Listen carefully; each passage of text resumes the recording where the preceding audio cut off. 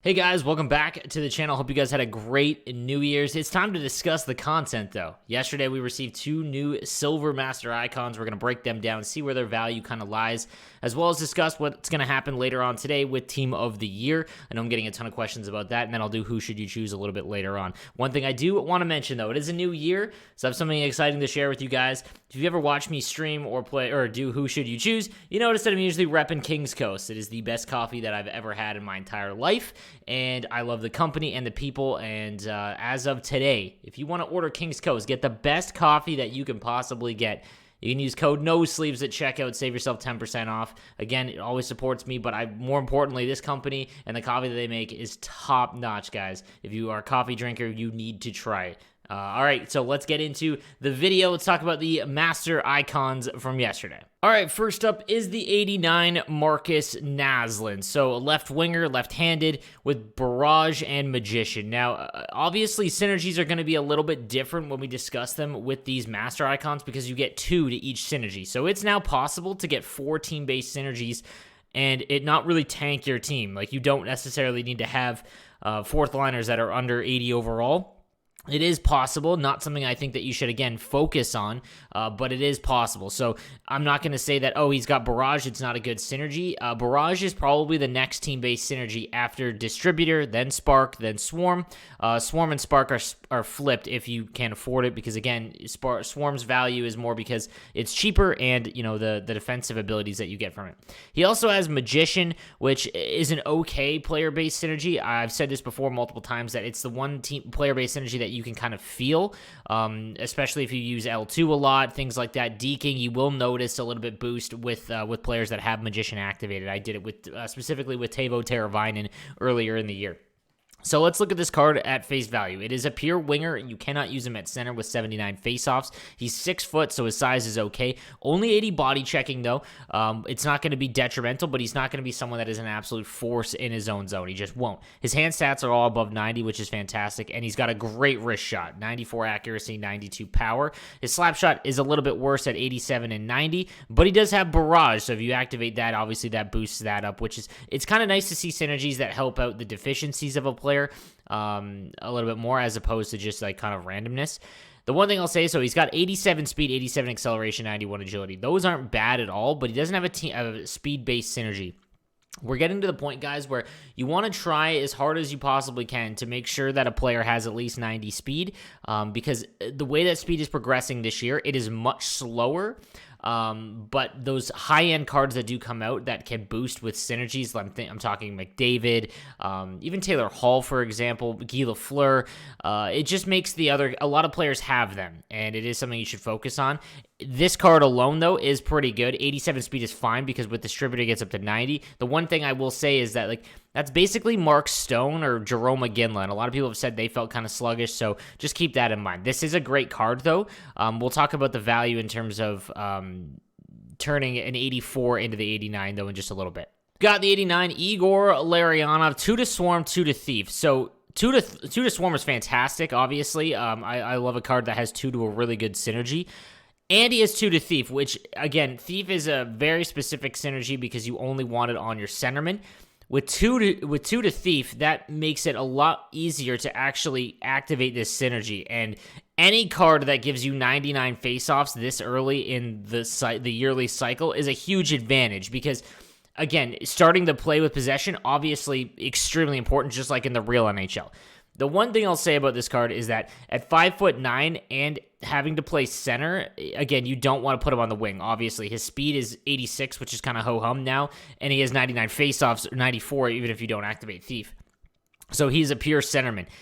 That is a big detriment in his own zone. If you guys, I'm going to do some videos now this year coming up or in the next about a week or so talking about like tips and tricks and whatnot, and bumping players off the puck is something that I really want to focus on because it is super important to actually get the puck back in your own zone, and I feel like I say it a lot but I don't show you guys, so it is something I'm going to actively actually show you and you'll see what I mean. At 5'9" and only 82 body checking, he's not bumping anyone off the puck in his own zone. He just simply isn't, which means that you're going to have to play almost perfect positional hockey or, have the best skill stick that you can possibly have.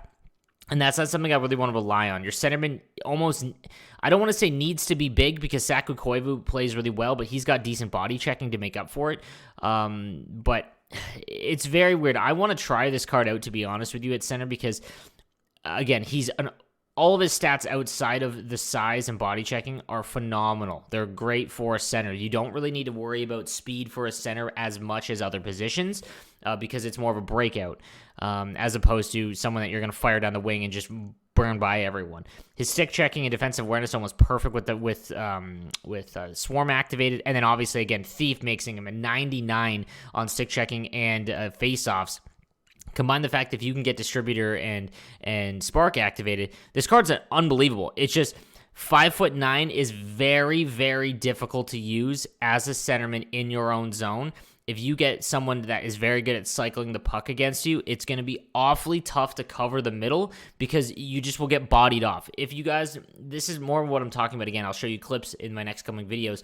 But you see those clips where people are just hammering up on the right stick, chasing you, and then eventually you'll get that stumble animation, and that's what you're looking for. You're looking for someone to disrupt you. Now, if you have Mario Lemieux or someone like that, you notice that when they do it to you, it doesn't really do anything. They'll just keep bumping you, but they stop skating, and you don't lose the puck. It's because he's so damn big. With Igor Larionov, he'll get bumped off the puck extremely easily when he has it, and when he goes to bump people, you're not going to get that stumble animation, which means you're just kind of left out in the open with nothing you can do defensively. So I really want to try this card out, but let's talk about the cost and the involvement to get actually upgrade to this card. Talk about just buying this card outright. Right now, again, there isn't enough on the market for people to actually go out and buy them. There just isn't because there's one up right now. 617's basically set the market. Here's the thing, guys. Like I've said all year long, do not buy silver icons. You are paying the most amount of coins for a card that you are going to turn into an untradeable. Like I said all year long, if you're going to make or buy an icon, it means you really want it. So that means you're going to upgrade it at some point with, untradeable sets, which means that when he gets his 94 overall, his Gold Master icon, you're going to turn that 600K that you spent on this card into an untradeable 94, when he's much easier to obtain by making him. So just something I want to keep you in mind, guys. The price for these guys, do not buy them tradable. Unless you are a diehard fan and you don't want to mess around, sure, go ahead. But there is no reason why you guys should be spending this much coins on a card that you're going to make untradeable. Now let's talk about the cost to actually make him, okay? So 45K, right around 45K seems to be the price. I actually love this because people bought all of these cards when the first two came out thinking that they could flip it for 80K, but the cost to actually upgrade them is pretty substantial, so that kind of fell apart real quick. So around 50,000 coins to actually buy this card and then turn him into the 89. If you're gonna go again, same kind of situation. You can do the 84 set and almost guarantee yourself a card. 50K isn't really all that crazy though. So if you are dead set on getting Larionov, but there are other options like Ferraro or Naslund, let's say, or Carbonneau. Carbonneau is going to be a big one. You could do the untradeable set for, almost, 60% of the cost by just doing the 30 player set. So again, keep that in mind, guys. Just something to think about. I wouldn't spend 50K if I didn't have to, but again, if you really want a certain card, 50K isn't gonna kill you, but I wouldn't, in my opinion. A quick look at Marcus Naslund. Again, he's going for a little bit more, 45. There's a few up that you can get away with, but wow, it actually seems like there's a pretty big price gap. I might snag one of these. 50K is roughly, again, what it looks like most of these 84s are going to go for, and then you have to include that in the cost, guys. So let's go take a look at the cost. It's going to cost you, 6 icon collectibles to make these cards. So you have to factor that in. You also then have to spend another 50K roughly to make him. And again, it's untradeable. So it's just, you have to include that in the cost when you're thinking about buying it. So even if you have untradeable icon collectibles and things like that, you have to include that in the value that you're spending. So let's say you have 3 icon, I don't even know if I have any. I don't have any icon collectibles. So let's say I make them, okay? Right now, gold cards are going for, 1,000, a little bit more than that, just because of all the stuff that's about to come out, like Team of the Year. Everyone needs gold collectibles, so keep that in mind. So you're looking at about, 300K plus 50K for the Marcus Naslund or Larionov or whatever card it is.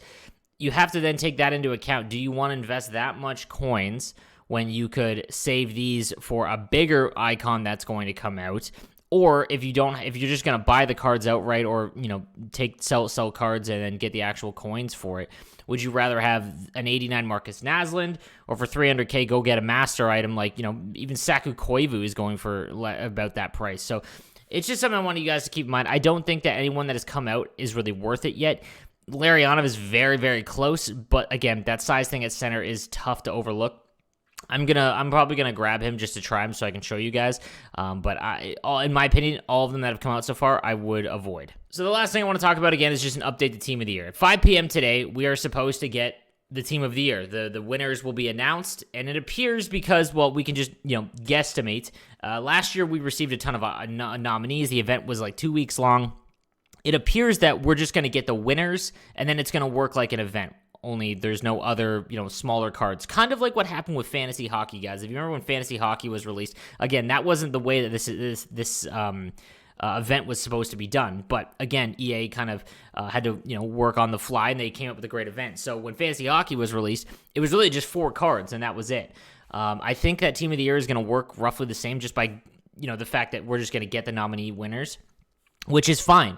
What I want to talk about is like the cost. I would guess it's going to be between 15 and 20 gold collectibles. Now, if you be in my stream today around 5, guys, because we're going to cover all of the content. I'm going to go over, what the cost of everything is and trying to give you guys the most amount of help I can. The one thing I will say is, remember, if you are going, I always say make tradable master set items. If you look through my team, I have a tradable Koivu, tradable Barkov, Line, and the reason is because last year what happened was everyone made untradeable ones thinking that, okay, well, I just want to get the best card and, for a lot cheaper because it's cheaper to make. Then after about 2 months, these cards are just locked and you can't use them anymore. If you go through my bench cards, all of the icons that I made untradeable, I can't really use them, but that's fine because they will be upgraded, and that's why I told you guys to make untradables. But that's just an example. Team of the Year, guys, they will go to 99 or as high as almost every other card. If, let's say, there isn't very many 99s this year, Team of the Year will go. So you can invest what you need to invest to make them tradable. There's no reason to make a tradable Team of the Year card when they are for sure going to be among the highest rated the entire year. So that's just one other thing I wanted to mention, guys. When if you aren't in my stream or you can't catch it and you don't look at any videos, if you just see this one, just remember, guys, make them untradeable. Okay, make sure you get the one you want.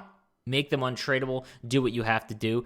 And yeah, again, my stream today from 12 p.m. to maybe 6 or 7 Eastern time. The Team of the Year is a big one. We're going to be streaming all day long. Come in, ask your questions. Come hang out. We're going to look over everything when it comes out. And yeah, it's going to be a great day. Team of the Year is an awesome, awesome event, and I'm excited for it. So guys, let me know what you think in the comments section down below. Please subscribe to the channel if you haven't already. Daily NHL content. This is my full-time job. I release as much content and information as I can, at least one video a day, and I'll see you guys next time.